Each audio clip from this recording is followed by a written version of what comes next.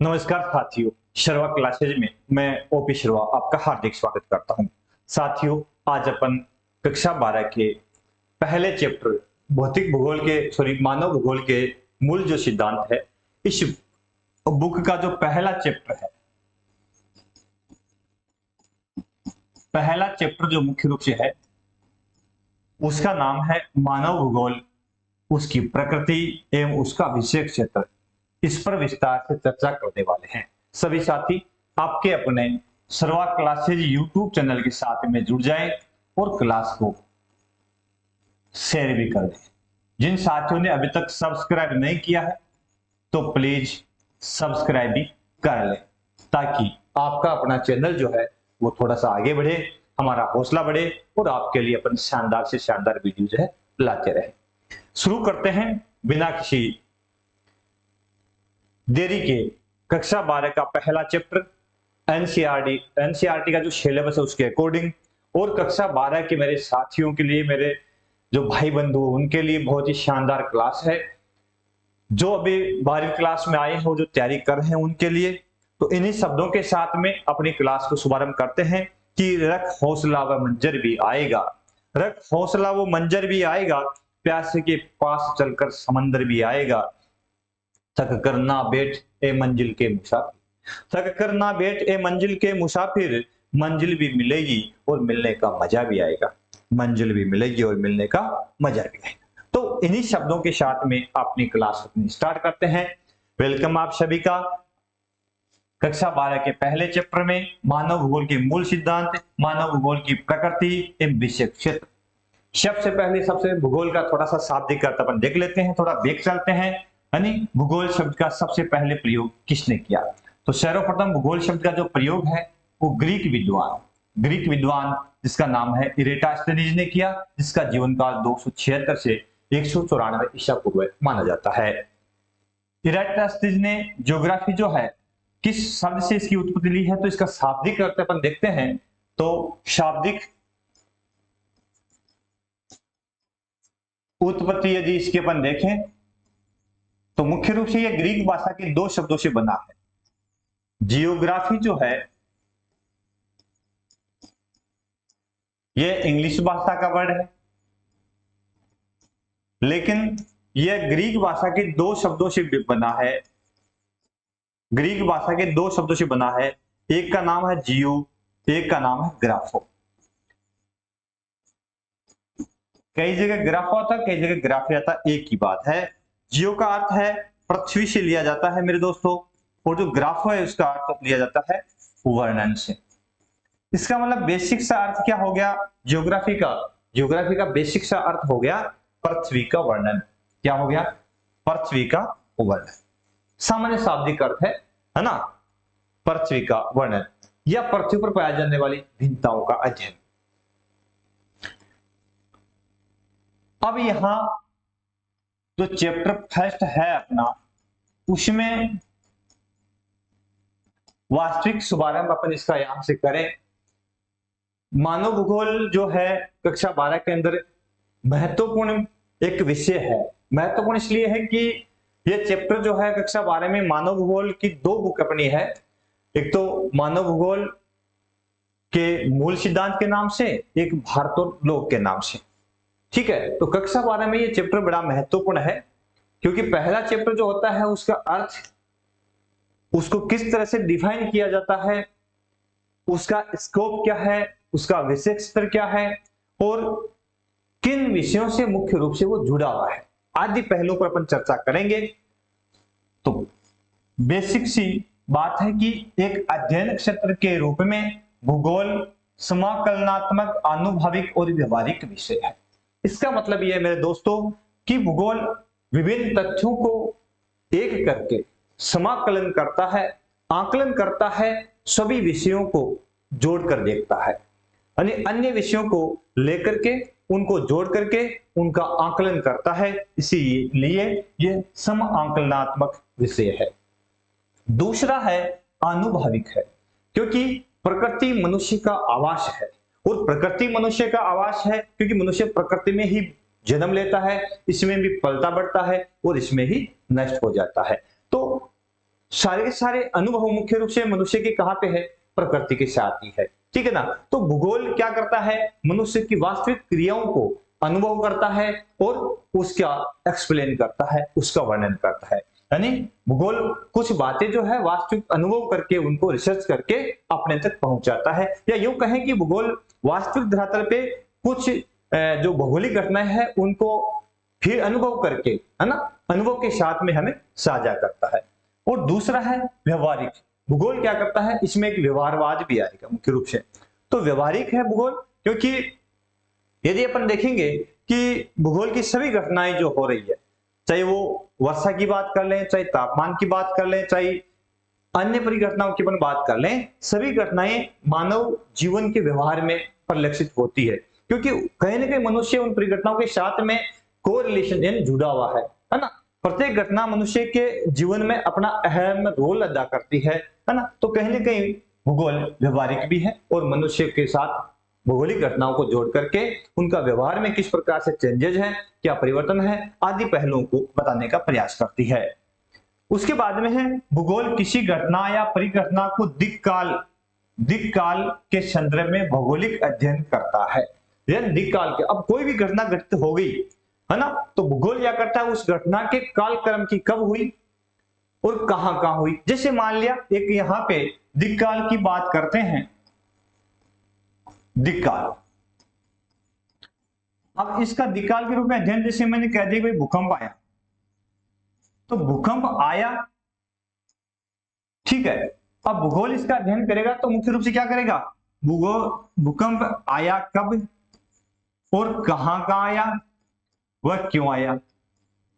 इस प्रकार से कहें तो भूगोल किसी भी परिघटना को कब, कहां और क्यों आदि प्रश्नों को लेकर के विस्तार से अध्ययन करता है। और क्यों शब्द आते ही भूगोल मुख्य रूप से क्या हो जाता है, एक प्रकार से वैज्ञानिक हो जाता है, विज्ञान से जुड़ जाता है, ठीक है ना। तो भूगोल क्या करता है, किसी भी भौगोलिक घटना को या परिघटना का दिक्काल के संदर्भ में भौगोलिक अध्ययन प्रस्तुत करता है।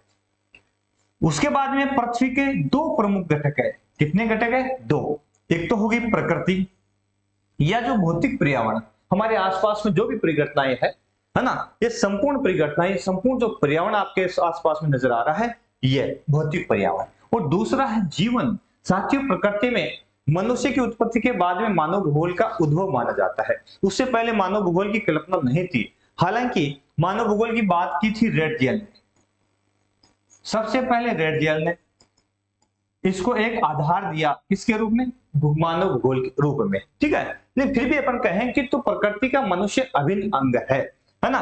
तो पृथ्वी के दो घटक हो गए, तो प्राकृतिक पर्यावरण तो है ही है, और उसके साथ साथ दूसरा घटक क्या हो गया, पृथ्वी पर पाए जाने वाला जीवन, चाहे वो सूक्ष्म जीवों के रूप में हो, प्राणी जगत के रूप में हो, जीव जगत के रूप में हो, या वनस्पति जगत के रूप में हो। इस जीवन का मनुष्य भी अभिन्न अंग है। मनुष्य भी क्या है, इसी जीवन का अभिन्न अंग है, ठीक है। अगला एक विषय के रूप में भूगोल का मुख्य सरोकार पृथ्वी को मानव का घर के रूप में समझना है। बिल्कुल सही है। एक विषय क्षेत्र के रूप में भूगोल क्या करता है, पृथ्वी को मनुष्य घर समझता है। और है भी सच मेरे दोस्तों कि मनुष्य का घर पृथ्वी तो है, क्योंकि मनुष्य की उत्पत्ति इसी में होती है, वो अपना निवास इसी प्रकृति के साथ करता है, इसी पृथ्वी पर करता है, और वो जो भी आर्थिक क्रियाएं करता है, सामाजिक क्रियाएं करता है, सांस्कृतिक चेंजेस करता है, सभी इसी प्रकृति में रहते हुए करता है। तो बिल्कुल सत्य है कि मनुष्य जो है ना, उसका एक विषय के रूप में भूगोल क्या करता है, मनुष्य का मुख्य सरोकार किससे जोड़ता है, पृथ्वी को मानव के घर के रूप में देखता है, यानी पृथ्वी से जोड़ता है कि वो मनुष्य का घर है। अगला, और उन सभी तत्वों का अध्ययन करना है जिन्होंने मानव को पोषित किया है। यानी प्रकृति के उन सभी तथ्यों का विस्तार से अध्ययन करता है कौन, मानव भूगोल। किन तथ्यों का, जिन्होंने मनुष्य को पोषित किया है। तो कहीं ना कहीं हम यदि अपनी बात करें, इसी मानव समुदाय की बात करें, तो मानव समुदाय प्रकृति में रहते हुए ही अपना पालन पोषण करता है, प्रकृति के सानिध्य में ही आर्थिक क्रियाएं करता है, प्रकृति के साथ रहते हुए अपना जीवन यापन करता है, जो भी विकास क्रियाएं करता है प्रकृति के साथ ही करता है। तो कहीं ना कहीं हमारा पोषण कौन करती है, तो मुख्य रूप से हमारा पोषण जो है वो कौन करती है, प्रकृति करती है। क्योंकि हमें सभी जितनी भी आवश्यकताएं हमारी है वो सारी कहां से पूर्ण होती है? प्रकृति से होती है मेरे दोस्तों। इसलिए हम कह सकते हैं कि मानव भूगोल उन सभी परिघटनाओं का अध्ययन करता है जिन्होंने मानव को पोषित किया है। अगला बिंदु देखिए, अगला है भूगोल में द्वैतवाद। अब द्वैतवाद का अर्थ क्या होता है? तो द्वैतवाद का मतलब है दोहरी विचारधारा। सामान्य बेसिक शब्दों में अपन कहेंगे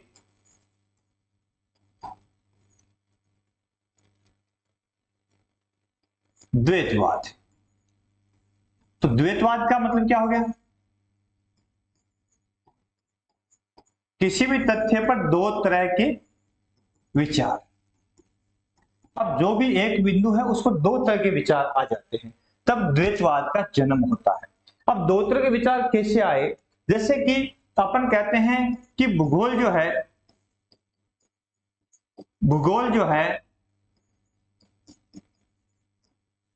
वो व्यवहारिक है, एक बात तो यह आ गई। और दूसरा क्या क्या कहता है कि भूगोल जो है वो व्यवहारिक नहीं है। अब दो तरह की विचारधारा है। अब ये क्या करेगा? ये अपने पक्ष में तर्क देगा और दूसरे वाला ये जो है वो अपने पक्ष में तर्क देगा, है ना। इसको बोलते हैं द्वैतवाद। दो तरह की धारणाओं का जन्म। अब इस द्वैतवाद के लिए क्या हुआ आगे देखिए। द्वैतवाद का अर्थ होता है भूगोल में दो तरह की विचारधाराओं का उद्भव हो जाना। किस रूप में दो तरह की विचारधाराएं उद्भव हुई है? जैसे एक विषय के रूप में भूगोल को सिद्धांतकार होना चाहिए, यानी इसके अपने सिद्धांत होने चाहिए कि एक सब्जेक्ट के रूप में भूगोल के अपने सिद्धांत होने चाहिए या नहीं होने चाहिए, एक बात। दूसरा, इसका अध्ययन प्रादेशिक या क्रमबद्ध होना चाहिए। प्रादेशिक विश्लेषण का मतलब होता है कि संपूर्ण जो प्रदेश विश्व है या संपूर्ण जो पृथ्वी को एक इकाई मान ले, एक इकाई मान करके उसका विभिन्न प्रदेशों में अपन खंडन डिस्ट्रीब्यूट कर दें, फिर प्रत्येक प्रदेश का विस्तार से अध्ययन करें। या फिर उसका अध्ययन कैसा होना चाहिए? विषय वस्तुगत होना चाहिए कि संपूर्ण पृथ्वी को एक इकाई मान ले और उसमें अलग अलग विषय ले ले। जैसे संपूर्ण पृथ्वी में अपने जल ले लिया, है ना। अब जल का वितरण अमेरिका में किस प्रकार से है, यूरोप में किस प्रकार से है, तो अलग अलग क्षेत्रों में अलग अलग विषय ले लें, उसके आधार पर अध्ययन करें तो कैसे करना चाहिए। इसको बोलते हैं द्वैतवाद, समझ गए। और यदि वास्तविक बात करें तो भूगोल में वास्तविक रूप से कोई द्वैतवाद नहीं है। क्यों नहीं है? क्योंकि मानव के बिना प्रकृति अधूरी है, वह प्रकृति के बिना मानव अधूरा, क्योंकि एक दूसरे दोनों क्या है? पूरक है। तो अपन कह सकते हैं कि वास्तव में क्या होना चाहिए? भूगोल में द्वैतवाद का अभाव है यहाँ पे, ठीक है ना। तो दोनों एक दूसरे क्या है? पूरक है, समझ गए। आगे देखिए, भूगोल में भौतिक और मानवीय घटनाओं का वर्णन मानव शरीर के विज्ञान के प्रतीकों द्वारा रूपक के साथ किया गया है। यानी यहां पर भूगोल के अंदर जो भी घटनाएं परिघटनाएं हुई है उनको मानव शरीर के प्रतीकों के द्वारा उपमा दी गई है। किस प्रकार से दी गई है? जैसे अपन कहते हैं पृथ्वी का रूप कैसा है? पृथ्वी का रूप तो बड़ा सुंदर है भाई। अब रूप तो क्या होता है? मनुष्य का होता है ना भाई। रूप शब्द किसके लिए काम में लिया जाता है? मुख्य रूप से मनुष्य के लिए। तूफान की आंख, तो जैविक समुदाय की आंख तो किसकी होती है? निर्जीव की तो होती नहीं, जैविक समुदाय में मिलती है। मुख्य रूप से जंतु जगत और मानव प्राणी है उसके होती है। तो तूफान की आंख। अब तूफान जो मुख्य रूप से होता है उसका जो केंद्र होता है, तूफान का जो मध्यवर्ती केंद्र होता है, इसको आंख कहा जाता है। जहां सभी हवाएं हैं वो नीचे की ओर उतरती है इस केंद्र में, और इसको क्या कहते हैं? आंख कहते हैं। तो तूफान की आंख उपमा दे दी। तूफान को किससे दी है? आंख से। नदी का मुख, अब नदी की कोई मुख थोड़ी ना होता है, लेकिन जिस ओर वो आगे बढ़ रही है उसका मुख मान लिया जाता है। हिम नदी की नासिका या प्रोथ, अब हिमानी जो होती है उसके नाक थोड़ी ना होता है, उसकी नासिका। जलडमरुबद्दे की ग्रीवा, जलडमरुबद्दे जल संधि की गिरवा, है ना, गर्दन से। और मृदा की परिच्छेदिका। इसके अलावा प्रदेशों, गांवों, नगरों का वर्णन जीवों के रूप में किया गया है। यहां से प्रश्न पूछ सकते हैं कि भूगोल के अंदर आंख की उपमा मुख्य रूप से किसको दी गई है? तूफान से। रूप किसका? पृथ्वी का, है ना। नासिका की उपमा किससे है? हिमनदी को। इस प्रकार से ग्रीवा की उपमा जलडमरू मध्य को। इस प्रकार से मानव के जो शरीर है उनके अंगों को रूपक के रूप में प्रकृति के साथ जोड़ करके एक्सप्लेन किया गया है। ठीक है। और गांव, नगर आदि का वर्णन देखो, प्रदेश, गांव और नगरों का वर्णन किसके रूप में किया गया? जीवों के रूप में। इनको जीव की संज्ञा दी गई है। आगे देखिए, यहां से प्रश्न आया था कई बार कि मानव भूगोल के अंदर प्रदेशों, गांवों और नगरों का वर्णन है किस रूप में किया गया है? तो जीवों के रूप में। देख सकते हैं आराम से, कोई समस्या नहीं। जर्मन भूगोलवेताओं ने राज्य, देश का वर्णन जीवित जीव के रूप में किया। यह प्रश्न पूछा भी गया है, पीछे बोर्ड क्लास का एग्जाम जो हुआ था कक्षा 12 का, उसमें पूछा भी गया था कि जर्मन भूगोलवेताओं ने राज्य और देश का वर्णन किस रूप में किया है? तो जीवित जीव के रूप में किया है। जीवित जीव के रूप क्यों किया है? इसका कारण यह है कि राज्य और देश के अंदर क्या होती है? सड़कें होती है। जैसे मान लीजिए अपना राजस्थान स्टेट है, इसमें सभी जगह जाल बिछा हुआ है, किसका? सड़कों का। और सड़कों का जाल क्या करता है? लोगों को एक स्थान से दूसरे स्थान पर पहुंचाने का काम करता है। ठीक मानव शरीर में क्या होता है? मानव शरीर के अंदर क्या होती है? धमनियां होती है। और धमनियां क्या करती है? खून को पहुंचाती है, खून का प्रवाह करती है और बॉडी के प्रत्येक भाग तक पहुंचाती है। इस प्रकार हुआ क्या कि किसी राज्य, किसी देश या किसी प्रदेश के अंदर मुख्य रूप से जो प्रवाह है, जाल तंत्र है, परिवहन संचार के जाल जो तंत्र है, वो एक प्रकार से मनुष्य के शरीर में धमनियां जिस प्रकार से ब्लड को सर्कुलेट करती है, ठीक उसी प्रकार से एक राज्य के अंदर यदि उसको अपन जीवित जीव मान ले तो उसके अंदर ब्लड का सर्कुलेशन करती है, यानी वो एक राज्य के प्रत्येक कोने तक लोगों को पहुंचाने का काम करती है। ठीक है, तो जीवित जीव के रूप में। अगला है सड़कों, रेल मार्गों, जल मार्गों का जाल का वर्णन प्राय परिसंचरण की धमनियों के रूप में आ गया। किस रूप में? जर्मन भूगोलवेताओं ने क्या किया है कि सड़कों, रेल मार्गों और जल मार्गों का जाल का वर्णन प्राय किस रूप में किया है? परिसंचरण की धमनियों के रूप में, प्रवाह की धमनियों के रूप में। ठीक है, चलो जी, ये तो होगी बेसिक सी बातें। जर्मन भूगोलवेताओं ने जीवित प्रदेश, गांव जो नगर है ना, उसको तो मुख्य रूप से जीव के रूप में, और जो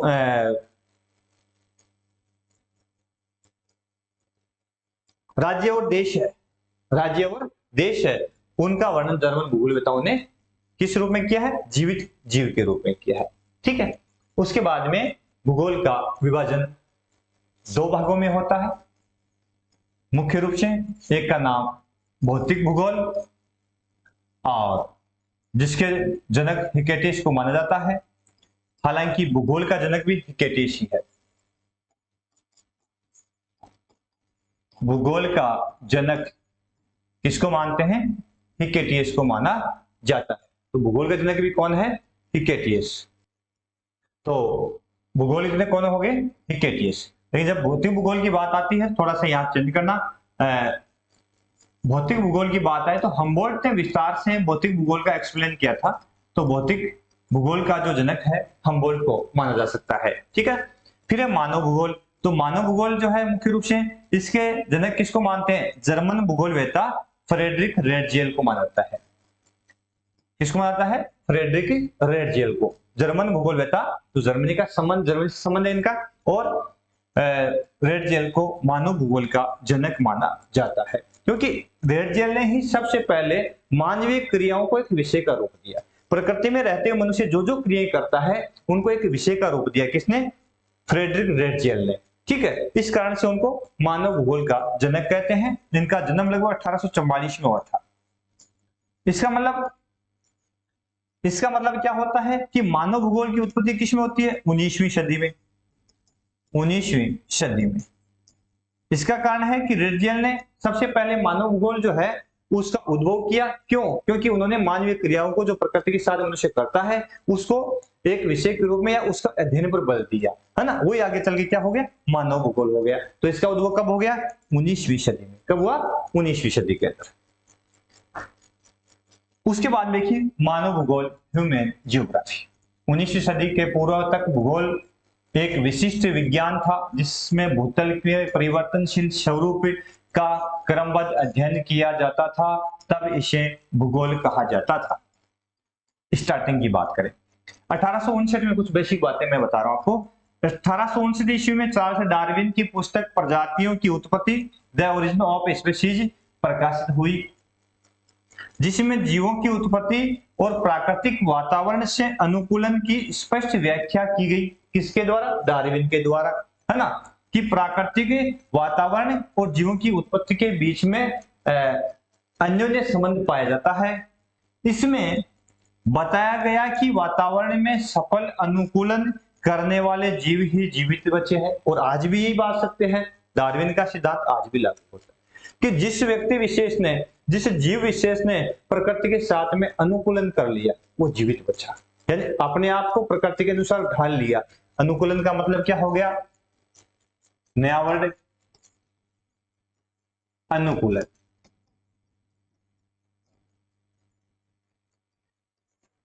लिख जा मेरा, क्या हो गया?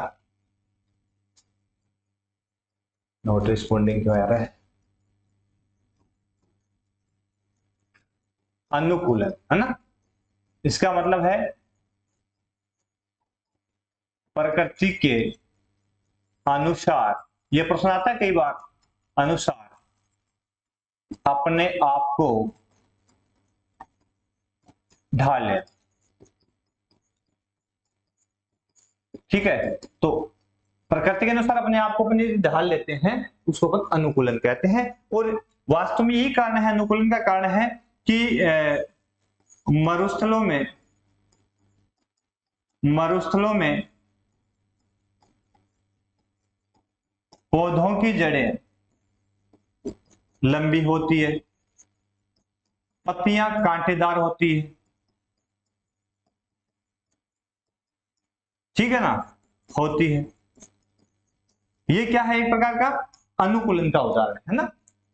और भी कई सारे उदाहरण ले सकते हैं कि पश्चिमी रेगिस्तान में पाया जाने वाला ऊंट जो है उसके पैर गद्दार होते हैं, ये एक अनुकूलन है, क्योंकि उस बलुई रेत में उसको चलने में वो सहायता प्रदान करते हैं। ठंडे प्रदेश में अपन देखते हैं, ठंडे प्रदेश के अंदर जो जैसे धुरी भालू है उसके शरीर पर लंबे बाल पाए जाते हैं ठंड से बचाने के लिए, इसको क्या बोलते हैं साथियों? अनुकूलन बोलते हैं, ठीक है ना। तो चार्ल्स डार्विन का जो सिद्धांत है यह वही है कि प्रकृति में वही जीव जीवित बच पाए जिन्होंने प्रकृति के साथ में अनुकूलन कर दिया। शेष प्रजातियां विलुप्त हो जाती है, यही प्राकृतिक चयन का नियम है डार्विन का। डार्विन के सिद्धांत के प्रभावित होकर जर्मन भूगोलवेत्ता फ्रेडरिक रेडजेल ने, अब यहां मैंने डार्विन वाला क्यों लिखा, हालांकि कक्षा 12 के चैप्टर में नहीं है, थोड़ा विस्तार से इसलिए बताया है कि जो साथी अन्य तैयारियां कर रहे हैं उनके लिए यहां से थोड़ा फायदा हो सके। डार्विन के सिद्धांत से प्रभावित होकर जर्मन भूगोलवेत्ता फ्रेडरिक रेडजेल ने भूगोल में मानवीय पक्षों के अध्ययन पर बल दिया। अब मैंने इसको क्यों लिखा? इसका कारण था कि रेडजेल किससे प्रभावित था? तो डार्विन से प्रभावित था। किससे? डार्विन से, ठीक है। यहीं से मानव भूगोल का उद्भव माना जाता है, इसी कारण रेडजेल को मानव भूगोल का जनक कहा जाता है। समझ गए? ठीक है, अगला बिंदु देखिए। अब कुछ डेफिनेशन है मानव भूगोल की परिभाषा, है ना, मानव भूगोल की परिभाषा। 3 महत्वपूर्ण परिभाषा कक्षा 12 की बुक में आती है। रेडजेल के अनुसार, रेडजेल ने अपनी पुस्तक मानव भूगोल, है ना, एंथ्रोपोजियोग्राफी, रेडजेल की पुस्तक एंथ्रोपोजियोग्राफी मानव भूगोल में परिभाषा दी कि मानव भूगोल मानव समाज और धरातल के बीच संबंधों का संश्लेषित अध्ययन है। इसका मतलब मानव भूगोल मानव समाज और धरातल के बीच संबंधों का कौन सा अध्ययन बताया? संश्लेषित अध्ययन। इसके मतलब यहां क्या हुआ? रेडजेल की परिभाषा में किस पर बल दिया गया है? संश्लेषण बल दिया गया है। अब संश्लेषण शब्द का क्या अर्थ है? अब ये भी तो हमें पता हो। संश्लेषण इसका क्या अर्थ होता है? तो संश्लेषण का अर्थ होता है, मुख्य रूप से है विभिन्न घटनाओं को जोड़ करके उसका विस्तार से अध्ययन करना। बेसिक शब्दों में कहें तो इसका अर्थ होता है विभिन्न विषयों को या विभिन्न घटनाओं को जोड़कर उनका विस्तार से अध्ययन करना। ये क्या कहलाता है? संश्लेषण कहलाता है। एक वर्ड आता है विश्लेषण दोस्तों, एक कौन सा आता है? विश्लेषण। ये भी भूगोल में काम मिल जाता है ना। एक तो संश्लेषण, एक विश्लेषण। अब विश्लेषण में मुख्य रूप से क्या होता है कि एक प्रदेश को या एक घटना को विभिन्न भागों में बांटकर विस्तार से अध्ययन करना, विस्तार से अध्ययन कर क्या कहलाता है? विश्लेषण कहलाता है।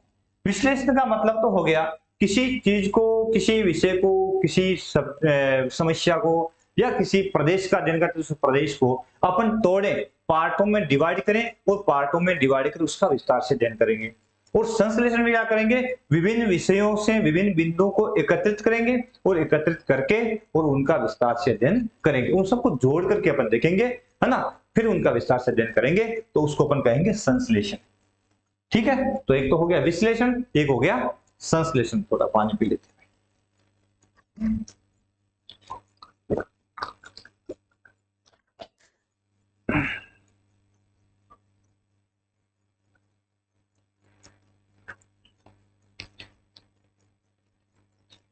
चलो कैमरा तो है भी, है ना। तो संश्लेषण और विश्लेषण दो वर्ड अपन ने देख ली।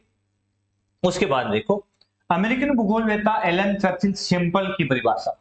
एलन चर्चिल सैंपल जो मुख्य रूप से है वो रेडियल की शिष्या थी। सैंपल किसकी शिष्या है? रेडियल की शिष्या। सैंपल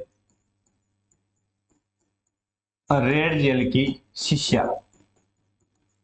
ठीक है, कौन? सैंपल, एलन चर्चिल सैंपल। ऐसी सैंपल रेडियल की शिष्या थी। हालांकि सैंपल का संबंध कहां से था? अमेरिका से था। तो सैंपल ने अपनी डेफिनेशन मानव भूगोल किस प्रकार से दी है? सैंपल ने माना है कि मानव भूगोल अस्थायी पृथ्वी को क्या बताया है? अस्थायी, या अस्थिर भी बताया, दोनों वर्ड आते हैं। पृथ्वी कैसी है? अस्थिर, क्योंकि उसके ऊपर हर समय परिवर्तन जारी रहते हैं। अस्थिर का मतलब क्या है? कोई प्रकृति के अंदर कोई घटना परिघटना स्थायी नहीं है, यानी प्रकृति परिवर्तनशील है या पृथ्वी परिवर्तनशील है। ठीक है। और चंचल मानव या क्रियाशील मानव, चंचल भी आता है और यहां क्रियाशील भी आता है। तो मनुष्य क्रियाशील है ना, क्रियाशील मानव या चंचल मानव, क्योंकि हर समय प्रकृति में वो चेंजेज करता रहता है। ठीक है, तो क्रियाशील मानव के परस्पर परिवर्तनशील संबंधों का योग मानव भूगोल कहलाता है। अब इसमें सैंपल जर्मन भूगोलवेत्ता रेडजेल की शिष्या थी, समझ गए। अब इसमें जो महत्वपूर्ण बात आई है वो क्या है? परस्पर परिवर्तनशील संबंध। क्या है? अस्थायी पृथ्वी और चंचल मनुष्य के बीच परिवर्तनशील संबंधों का अध्ययन। तो सिंपल की परिभाषा में जो मूल बिंदु है वो है परिवर्तनशील संबंध। किसके बीच? मनुष्य और प्रकृति के बीच या पृथ्वी के बीच। ठीक है। उसके बाद में अगली डेफिनेशन जो है वो है फ्रांसीसी भूगोलवेत्ता ब्लास की, विडाल डी लाप्लास, जो संभववाद के जनक भी है ना, संभववाद के जनक भी है। के अनुसार मानव भूगोल पृथ्वी और मनुष्य के बीच पारंपरिक संबंधों का एक नवीन विचार प्रदान करता है। बात वही है किसके? पृथ्वी और मनुष्य के बीच। मानव भूगोल क्या करता है? पृथ्वी और मनुष्य के बीच पारंपरिक संबंध। ये पारंपरिक संबंध कौन से होते हैं? जो संबंध सदा से चले आ रहे हैं। पारंपरिक संबंध कौन से हो गए मेरे दोस्तों? पारंपरिक संबंध हो गए जो परंपरागत चले आ रहे, जो सदा से चले आ रहे, वे संबंध जो सदा से चले आ रहे, वो कौन से हो गए? परंपरागत या पारंपरिक संबंध हो गए, है ना। तो पारंपरिक संबंधों का एक नवीन विचार प्रदान करता है। अब वो नहीं है कि उसी प्रकार से उसका अध्ययन करते चले, यानी मनुष्य प्रकृति के साथ में जो संबंध शुरू से चले आ रहे थे उनके संदर्भ में एक नया विचार कौन देता है? ब्लास देता है। कहां से संबंध है ब्लास का? फ्रांस से, यानी फ्रांसीसी भूगोलवेत्ता, ठीक है, जिसमें पृथ्वी को नियंत्रित करने वाले भौतिक नियमों तथा इस पर रहने वाले मनुष्यों के पारंपरिक संबंधों का अधिक संश्लिष्ट ज्ञान समाविष्ट है। ठीक है, अब देखो इसमें क्या लिखा है कि जिसमें पृथ्वी को नियंत्रित करने वाले भौतिक नियम, पृथ्वी को नियंत्रित करने वाले भौतिक नियम, ठीक है, और तथा इस पर रहने वाले मनुष्यों के पारंपरिक संबंधों का अधिक संश्लिष्ट ज्ञान है। तो इसमें वास्तविकता अत्यंत बल किस पर दिया गया है? ब्लास की परिभाषा में संश्लिष्ट ज्ञान के ऊपर थोड़ा सा ज्यादा प्रेशर दिया गया है इसमें, है ना। फ्रांसीसी भूगोलवेत्ता जीन ब्रून्स के अनुसार सभी दृश्य जिसमें मानवीय क्रियाएं कार्य करती है, हमारी पृथ्वी तल पर एक विशेष वर्ग के दृश्य होते हैं। इस प्रकार के भौगोलिक तथ्यों के अध्ययन का मानव भूगोल कहा जाता है। ये किसकी बात है? जीन ब्रून्स की बात है, जीन ब्रून्स की बात है। इन्होंने क्या कहा है कि हमारी पृथ्वी पर तल पर एक विशेष वर्ग के दृश्य होते हैं और इस प्रकार के भौगोलिक तथ्यों के अध्ययन को मानव भूगोल कहते हैं, है ना। यानी सभी दृश्य में मानवीय क्रियाएं सम्मिलित होती है। बात तो वही हो गई ना कि प्रकृति में रहते हुए मनुष्य की जो क्रियाएं होती है उन क्रियाओं का अध्ययन जिस विषय में किया जाता है उसको मानव भूगोल कहते हैं। या प्रकृति के साथ में मानवीय संबंधों का अध्ययन, अब उसको संश्लेषित कह दो, चाहे पारंपरिक क्रियाओं के या नवीन विचार के रूप में कह दो, है ना, और चाहे संश्लिष्ट ज्ञान के रूप में कह दो। अध्ययन किसका है? प्रकृति में रहते हुए मनुष्य की जो क्रियाएं है उसका अध्ययन। समझ गए? तो ये फ्रांसीसी भूगोलवेत्ता जीन ब्रून्स का विचार है। फिर अमेरिकी भूगोलवेत्ता एल्सवर्थ हंटिंगटन ने भी अपनी परिभाषा दी है ना। ये 2-3 परिभाषा कक्षा 12 की बुक में नहीं है, मैंने अन्य परिभाषाएं ली है ताकि विस्तार से अपन थोड़ा सा मानव भूगोल को समझ सके। कक्षा 12 की जो बुक है उसमें 3 ही परिभाषा मुख्य रूप से है, तो रेडजेल की है, एक उसी से सैंपल की है और एक ब्लास की है। फ्रांसीसी भूगोलवेत्ता विडोल्डी ला ब्लास, तीनों जो प्रारंभ में आई थी वो तीनों परिभाषाएं आपको मेमोराइज करनी है कक्षा 12 के लिए। तो एल्सवर्थ हंटिंगटन के अनुसार मानव भूगोल वातावरण तथा मानवीय क्रियाओं तथा गुणों के पारस्परिक संबंधों की प्रकृति और वितरण का अध्ययन है। बात वही आती है, इसने क्या कहा है? मानव भूगोल क्या है? वातावरण तथा मानवीय क्रिया, बात वही आ गई, वातावरण प्रकृति और उसमें मानवीय क्रिया, प्रकृति में मनुष्य की प्रमुख क्रियाएं, है ना, तथा गुणों के पारस्परिक संबंधों की प्रकृति, है ना। मानव प्रकृति के साथ मनुष्य की जो क्रियाएं है, इसके अलावा उसके कौन कौन सी क्वालिटीज, उसके गुण कौन कौन से है ना, उनके आपस में पारस्परिक संबंध क्या है ना, और प्रकृति एवं वितरण का, उसके गुणों के पारस्परिक संबंधों की प्रकृति और उसके वितरण का विस्तार से अध्ययन जिस विषय में करते हैं उसको क्या कहते हैं? मानव भूगोल कहते हैं।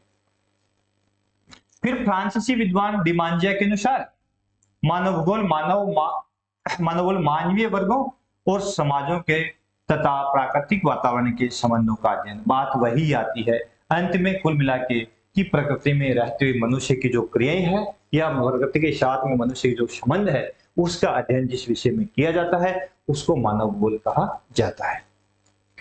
कक्षा 12 वालों को तो 3 डिफाइनेशन यही याद रखनी है आपको। एक तो हो गई अपने रेडजेल के अनुसार, है ना, कि मानव भूगोल मानव समाजों और धरातल के बीच संबंधों का संश्लेषित अध्ययन है। दूसरी हो गई एलन चर्चिल सैंपल जो रेडजेल की शिष्य, इसके अनुसार कि अस्थिर पृथ्वी उस पर चंचल मानव, अस्थिर पृथ्वी और चंचल मानव की परस्पर परिवर्तनशील संबंधों का अध्ययन जिस विषय में करते हैं उसको मानव भूगोल कहते हैं। और तीसरी आपको ब्लास की याद रखनी है, जिसमें मानव भूगोल पृथ्वी और मनुष्य के बीच पारंपरिक संबंधों का एक नवीन विचार प्रदान करता है ना, जिसमें पृथ्वी को नियंत्रित करने वाले भौतिक नियमों तथा इस पर रहने वाले मनुष्यों के पारंपरिक संबंधों का अधिक संश्लिष्ट ज्ञान समाविष्ट है ना। ये ब्लास की परिभाषा, ये 3 परिभाषा आपको कक्षा 12 वालों को विस्तार से आपको याद करनी है। उसके बाद में आता है डिकेन और पिर्च के अनुसार, तो ये मैंने थोड़ी सी एक्स्ट्रा ली है। डिकेन और पिर्च ने कहा है कि मानव भूगोल को मनुष्य और उसके कार्यों के अध्ययन के रूप में देखा जाता है। बात हुई आगे मानव भूगोल को मनुष्य और उसके कार्यों के अध्ययन के रूप में। बेरोज ने कहा है कि मानव भूगोल मानव पारिस्थितिकी है, इकोलॉजी बताई उसने, ह्यूमन इकोलॉजी बता दी, मानव भूगोल मानव पारिस्थितिकी है। हम्बोल्ट ने अपने ग्रंथ कोसमोस में, कोसमोस हम्बोल्ट का ग्रंथ है, ठीक है ना, में प्रकृति की एकता के बारे में बताया है कि नेचर है जो considered rationally is a unity is in diversity phenomena. इसका मतलब है कार्ल रिटर ने अपने ग्रंथ अर्धकुंडे में पृथ्वी के विभिन्न भूमि क्षेत्रों का प्रादेशिक अध्ययन मानवीय क्रियाकलापों के संदर्भ में किया। तो ये कुछ परिभाषाएं मैंने डेकेन की है, हम्बोल्ट की है और कार्ल रिटर की एक्स्ट्रा आपको दी है। यानी इस तरह की परिभाषा यदि आती है ना, तो आपको याद रहे कि सबकी बात एक ही है, सबने बिंदु एक ही रखा है कि प्रकृति में सार क्या है इसका। यदि अपन सारांश इसका देखते हैं ना, इन सब डेफिनेशन का, तो क्या आता है, प्रकृति के साथ मानवीय संबंधों का, प्रकृति के साथ मानवीय संबंधों का संश्लेषित अध्ययन ही मानव भूगोल है। यह ठीक है, प्रकृति के साथ मानवीय संबंधों का संश्लेषित अध्ययन ही मानव भूगोल है। सब परिभाषाओं का यही सार, सब परिभाषाओं के यही सार है अंत में। अब देखो आगे, मानव भूगोल में विभिन्न संप्रदाय। तो फ्रेंच संप्रदाय, फ्रांसीसी कौन कौन विद्वान हुए हैं, तो ब्लास हुआ है, ब्रुन्स हुआ है, अल्बर्ट डिमांजिया हुआ है। जर्मन संप्रदाय, जर्मनी से कौन कौन से विद्वान हुए हैं जिन्होंने मानव भूगोल में काम किया, तो रेडजेल है, हम्बोल्ट है, कार्ल रिटर है। ब्रिटिश संप्रदाय, ब्रिटेन से कौन कौन, जो मैकेंडर हुआ है, जेफ लियोर हुआ है। अमेरिकन संप्रदाय में कौन कौन हुआ है, तो इसी सैंपल है जो कि रेडजेल की शिष्या थी, है ना, हटिगटन हुआ है, ईसा बोमेन है, ग्रिफिथ टेलर है, कार्ल सावर है। इनका संबंध कहां से था, अमेरिका से था। ग्रिफिथ टेलर का संबंध तो आएगा जिन्होंने नवनिश्चयवाद दिया है ना, नवनिश्चयवाद थ्योरी दी है, ठीक है, ये किसने दी है, ग्रिफिथ टेलर, नवनिश्चयवाद। उसके बाद में अगला बिंदु है मानव भूगोल का विकास।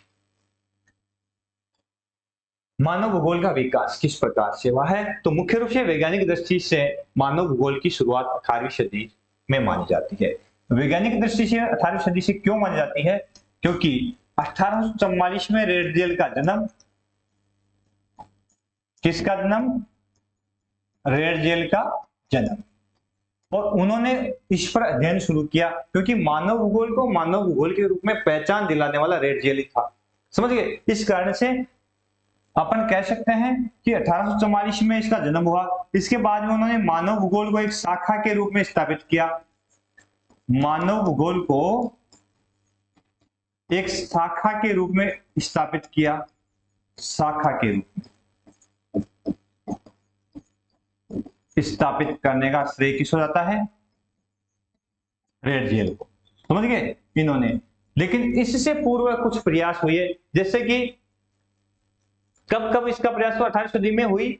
ईसा की 6ठी शताब्दी पूर्व थेल्स और एनेक्सिमेंडर ने जलवायु और वनस्पति में मानव समाज पर पड़ने वाले प्रभावों का विका वर्णन किया। स्टार्टिंग देखिए, लेकिन एक सब्जेक्ट के रूप में रेडजेल को श्रेय जाता है इसका। ईसा से 6ठी शताब्दी पूर्व, ईसा से भी पहले की बात है ना, 6ठी शताब्दी पूर्व है, किसने, थेल्स और एनेक्सिमेंडर ने जलवायु और वनस्पति का प्रभाव मनुष्य पर किस प्रकार से पड़ता है इसके ऊपर अध्ययन किया। दूसरा, हिप्पोक्रेट्स ने ईसा से 400 वर्ष पूर्व अपनी पुस्तक में पवन, जल और स्थान के प्रभाव को प्रदर्शित करते हुए एशिया और यूरोप के मनुष्यों की तुलना कर दी। कैसे कि एशिया के लोग जो होते हैं उतने ज्यादा ताकतवर नहीं होते, है ना, और यूरोप के लोग होते हैं वो ताकतवर ज्यादा होते हैं, है ना। इस प्रकार से उन्होंने तुलना महसूस कर दी यहाँ पे। फिर ईसा पूर्व 4ठी सदी में अरस्तु ने अपनी पुस्तक में यूरोप और एशिया के निवासियों की तुलना की और बताया कि ठंडे प्रदेशों के लोग बहादुर परंतु विचारों में कमजोर होते हैं। तो बात ये आ गई ना कि यूरोप ठंडा है, तो ठंडे प्रदेशों के लोग, यूरोप के लोग तो बहादुर है लेकिन विचारों में कमजोर है, और एशिया के लोग बहादुर कम है और विचारों में ज्यादा तेज तरार बताए हैं। इस प्रकार से इसका विकास जो है काफी समय से चला आ रहा था, लेकिन वास्तविक जो इसका विकास जो का श्रेय जाता है वो किस हो जाता है, फ्रेडरिक रेटजेल को, जर्मन भूगोलवेत्ता फ्रेडरिक रेटजेल। उसके बाद में है मानव भूगोल में प्रमुख विचारधाराएं। 3 तरह की विचारधाराएं यहां पे अपन देखेंगे। कितने प्रकार की? 3 प्रकार की। वो 3 प्रकार की विचारधाराएं कौन कौन सी है? वो है, एक तो आ जाएगी अपनी, जब मनुष्य आदिम था और उसके पास में किसी प्रकार का नॉलेज नहीं था, उसके पास में टेक्निकल ज्ञान नहीं था, तकनीकी नहीं थी, और वो प्रकृति के सानिध्य में रहते हुए अपना जीवन यापन करता था। उस समय की जो अवधारणा है उसका नाम था निश्चयवाद, डिटरमिनिज्म। उसके बाद में थोड़ा चेंज आता है और मनुष्य ने प्रकृति में कुछ चेंज कर लिया। चेंज का मतलब उसके पास में तकनीकी ज्ञान आया, वह थोड़ा सा आदिम जीवन से बाहर निकला और कुछ नए आविष्कार कर लिए। बाहर निकल के नए आविष्कार, नए प्रयोग किए, और नए आविष्कार और नए प्रयोग के साथ में उसने प्रकृति के साथ नए संबंध स्थापित कर लिए। यानी बाढ़ आ रही थी, बांध बनाने का प्रयास किया। खुद पैदल चलता था, गाड़ी बना ली और गाड़ी से चलने का प्रयास, है ना। तो धीरे धीरे प्रकृति में उसने पहले जंगल से घास फूस खाता था, खेती करना शुरू कर दिया। इसको कहा गया शंभवाद। ये नई अवधारणा आई, पॉसिबलिज्म, शंभवाद। और तीसरी जो धारणा आई है वो ग्रिफिथ टेलर ने दी थी। उसमें शब्द आया था, उसने इसका नाम दिया नियो डिटरमिनिज्म, नव निश्चयवाद। अब इसमें क्या माना गया है, तीनों की तुलनात्मक दृष्टि से अपन इनका अध्ययन करेंगे, विस्तार से करेंगे। इसमें नव निश्चयवाद में क्या माना है? नव निश्चयवाद में माना गया है कि न तो निश्चयवाद प्राकृतिक रूप से मनुष्य गुलाम है, और न संभववाद के अंदर मुख्य रूप से मनुष्य की प्रकृति गुलाम है, बल्कि हमें क्या करना है, बीच का रास्ता निकालना है ना। बीच का रास्ता निकालते हुए हमें आगे बढ़ना है। इस बात को मुख्य रूप से नव निश्चयवाद कहा जाता है। तो अपन मानव भूगोल में प्रमुख जो विचारधाराएं हैं उन पर विस्तार से चर्चा करेंगे अगले क्लास में। आज की क्लास में इतना ही। क्लास आपको कैसे लगी? क्लास में आपको कुछ ऐसा लगे कि कुछ चेंज करने की आवश्यकता है और कुछ मॉडिफाई करने की आवश्यकता है, तो आप कमेंट बॉक्स में कमेंट अवश्य करें। कक्षा 12 वाले मेरे साथी, जो मेरे भाई बंधु है, मेरे दोस्त है, जो तैयारी कर रहे हैं, मेरे जो साथी है, उनके लिए बहुत ही सुनहरा अवसर है कि संपूर्ण सिलेबस आपको यहाँ से करवाया जाएगा और सारे चैप्टर डाले जाएंगे। कहाँ से कौन सा प्रश्न बनता है और किस तरह का प्रश्न बोर्ड में अब तक पूछा गया है, उस पर भी विस्तार से अपन चर्चा करेंगे। तो फिर मिलेंगे अगली क्लास में। तब तक के लिए नमस्कार, जय हिंद, जय भारत।